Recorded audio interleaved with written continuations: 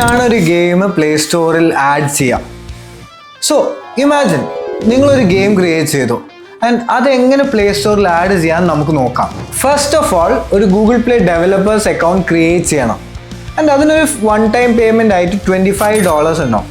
So ആ $25 payment കഴിഞ്ഞാൽ within 48 hours ആ അക്കൗണ്ട് അപ്രൂവ് ആകും. പിന്നെ നിങ്ങൾ ഒരു ഗെയിം റെഡിയാക്കുക. ആ ഗെയിം റെഡിയാക്കുമ്പം നോട്ടീസ് ചെയ്യേണ്ട കാര്യങ്ങൾ AAV ഫയലായിട്ട് എക്സ്പോർട്ട് ചെയ്യുക.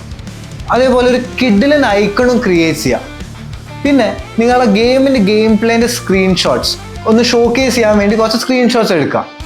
ഓൾസോ ഗെയിമിന് പറ്റി പറയുന്ന ഒരു അട്രാക്റ്റീവ് ആയിട്ടുള്ള ഒരു ഡിസ്ക്രിപ്ഷനും ക്രിയേറ്റ് ചെയ്യാം. പിന്നെ സ്റ്റോർ ലിസ്റ്റിംഗ് ഡീറ്റെയിൽസ് ഫിൽ ചെയ്യാം.